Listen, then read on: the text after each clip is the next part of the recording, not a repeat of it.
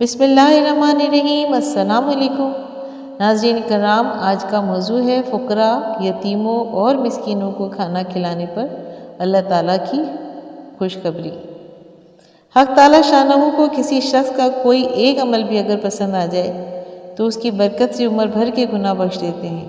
اس کے لطف و کرم کے مقابلے میں یہ کوئی بھی چیز نہیں ہے، البتہ قبول ہو جانے اور پسند آ جانے کی بات ہے۔ یہ ضروری نہیں کہ ہر گناہ گار کے سارے گناہ پانی پلانے سے یا کسی ایک نیکی سے بخش دی جائیں۔ ہاں، کوئی چیز کسی کو قبول ہو جائے تو کوئی معنی نہیں، اس لیے آدمی کو نہایت اخلاص سے کوشش کرتے رہنا چاہیے۔ اللہ جانے کون سا عمل وہاں پسند آ جائے، پھر بیڑا ہی پار ہو جائے۔ بڑی چیز اخلاص ہے، یعنی خاص اللہ کے لیے کوئی کام کرنا جس میں دنیا کی کوئی غرض شامل نہ ہو، نہ اس سے دنیا کمانا مقصود ہو، نہ شہرت و وجاہت مطلوب ہو۔ ان میں سے کوئی چیز شامل ہو جاتی ہے تو وہ سارا کیا کرایہ برباد کر دیتی ہے، اور محض اس کے لیے کوئی کام ہو تو معمولی کام بھی پہاڑوں کے وزن سے بڑھ جاتا ہے۔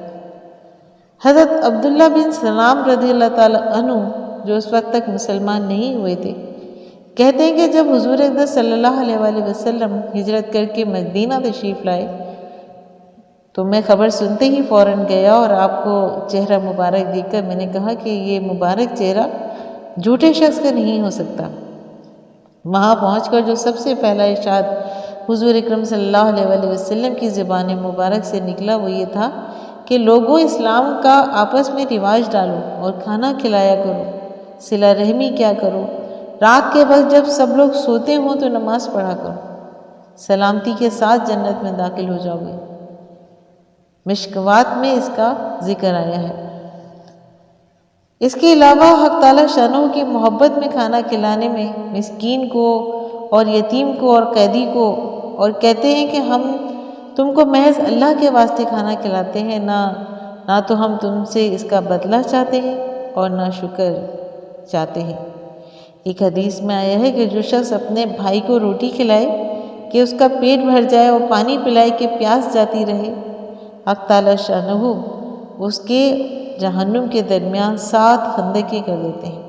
ہر خندق کتنی بڑی کہ 700 سال میں طے ہو۔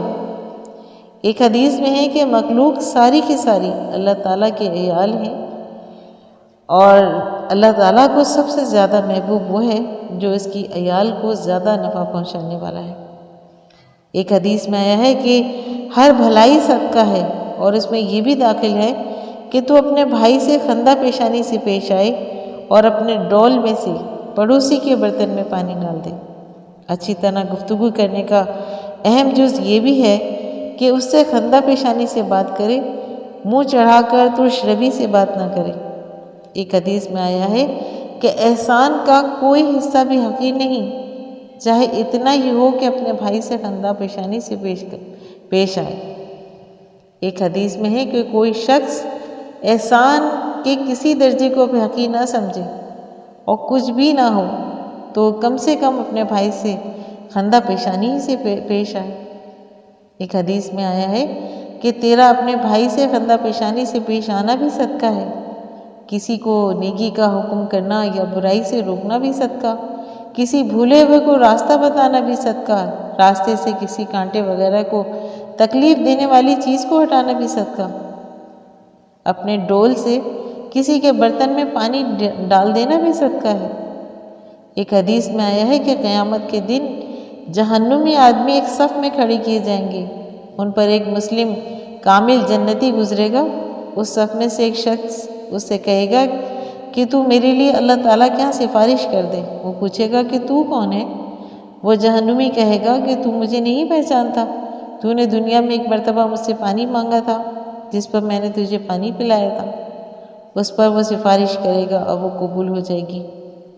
اسی طرح دوسرا شخص کہے گا کہ تو نے مجھ سے دنیا میں فلاں چیز مانگی تھی اور میں نے تجھ کو دی تھی۔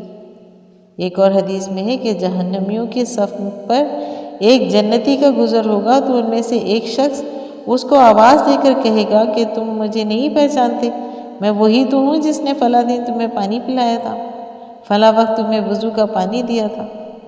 ایک اور حدیث میں کہ قیامت کے دن جنتی اور جہنمی لوگوں کی جب صفیں لگ جائیں گی تو جہنمی صفوں میں سے ایک شخص کی نظر جنتی صفوں میں سے کسی شخص پر پڑے گی اور وہ اس کو یاد دلائے گا کہ میں نے دنیا میں تیرے ساتھ فلاں احسان کیا تھا۔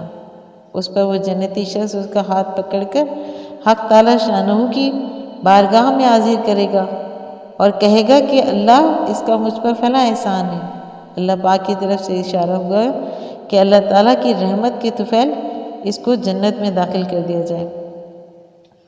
ایک اور حدیث میں ہے کہ فقراء کی جان پہچان کثرت سے رکھا کرو، ان کے اوپر احسانات کیا کرو، ان کے پاس بڑی دولت ہے۔ کسی نے عرض کیا کہ یا رسول اللہ وہ دولت کیا ہے؟ حضور صلی اللہ علیہ وسلم نے فرمایا کہ ان سے قیامت کے دن کہا جائے گا کہ جس نے تمہیں کوئی ٹکڑا کھلایا یا پانی پلایا ہو یا کپڑا دیا ہو اس کا ہاتھ پکڑ کر جنت میں داخل ہو جاؤ۔ ایک حدیث میں ہے کہ حق تعالی شانہ فقیر سے قیامت کے دن اس طرح معذرت کریں گے جیسا کہ آدمی آدمی سے کرتا ہے، اور فرمائیں گے کہ میری عزت اور جلال کی قسم، میں نے دنیا کو تجھ سے اس لیے نہیں ہٹایا تھا کہ تو میرے نزدیک ذلیل تھا، بلکہ اس لیے ہٹایا تھا کہ تیرے لیے آج بڑا اعزاز ہے۔ میرے بندے، ان جہنمی لوگوں کی صفوں میں چلا جا، جس نے تجھے میرے لیے کھانا کھلایا ہو یا کپڑا دیا ہو وہ تیرا ہے، اور اس حالت میں ان میں داخل ہوگا کہ یہ لوگ منہ تک پسینے میں غرق ہوں گے، وہ پہچان کر ان کو جنت میں سے داخل کرے گا۔ روز الریاحین میں اس کا ذکر کیا گیا ہے۔ ایک حدیث میں ہے کہ قیامت کے دن ایک اعلان ہوگا کہ امت محمدیہ کے فقراء کہاں ہیں؟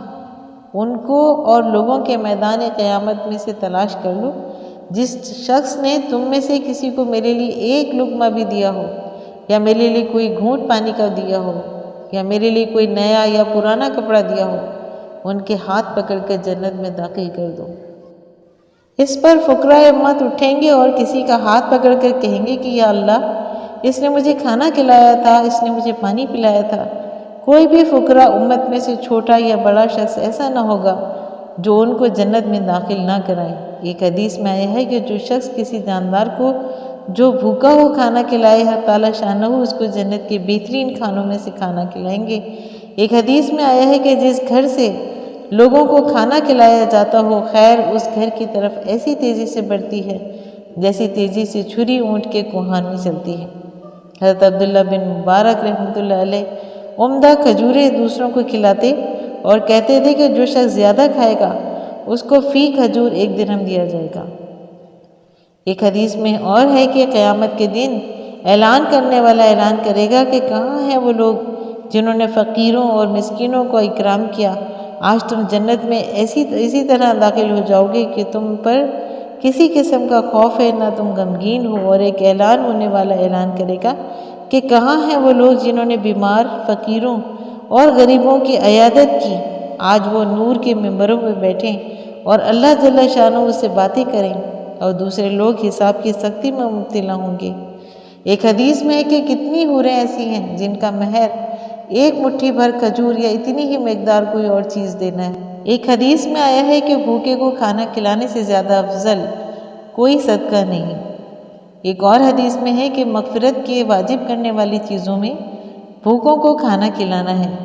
اللہ جل شانہ کے نزدیک سب سے اعمال سے زیادہ محبوب کسی مسلمان کو خوش کرنا ہے، یا اس پر سے غم کو ہٹانا ہے، یا اس کا قرض ادا کر دینا ہے، یا بھوک کی حالت میں اس کو کھانا کھلانا ہے، یعنی یہ سب اعمال زیادہ پسندیدہ ہیں جو بھی ہو سکے۔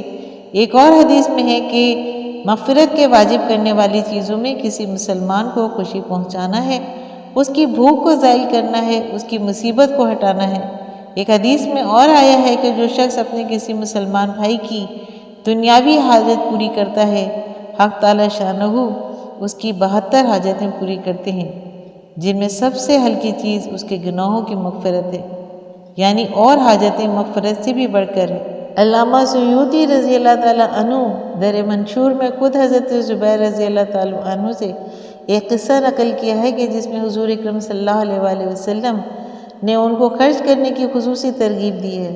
حضرت زبیر رضی اللہ تعالیٰ عنہ فرماتے ہیں کہ میں ایک مرتبہ حضور اقدس صلی اللہ علیہ وآلہ وسلم کی خدمت میں حاضر ہوا اور حضور اکرم صلی اللہ علیہ وسلم کے سامنے بیٹھا تھا کہ حضور اکرم صلی اللہ علیہ وسلم نے اہتمام اور تنبیہ کے طور پر میرے امامہ کا پچھلا کنارہ پکڑ کر فرمایا کہ اے زبیر رضی اللہ تعالیٰ عنہ، میں اللہ کا قاصد ہوں تمہاری طرف خاص طور سے اور سب لوگوں کی طرف عام طور سے، یعنی یہ بات تمہیں اللہ جل شانہ کی طرف سے خاص طور سے پہنچاتا ہوں۔ تمہیں معلوم ہے کہ اللہ جل شانہ نے کیا فرمایا ہے؟ میں نے عرض کیا کہ اللہ اور اس کے رسول ہی زیادہ جانتے ہیں۔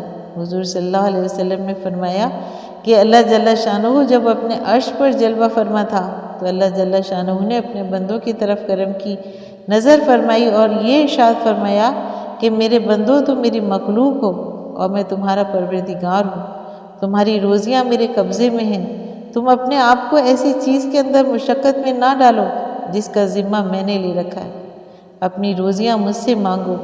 اس کے بعد حضور اکرم صلی اللہ علیہ وسلم نے پھر فرمایا کہ میں بتاؤں تمہارے رب نے کیا کہا؟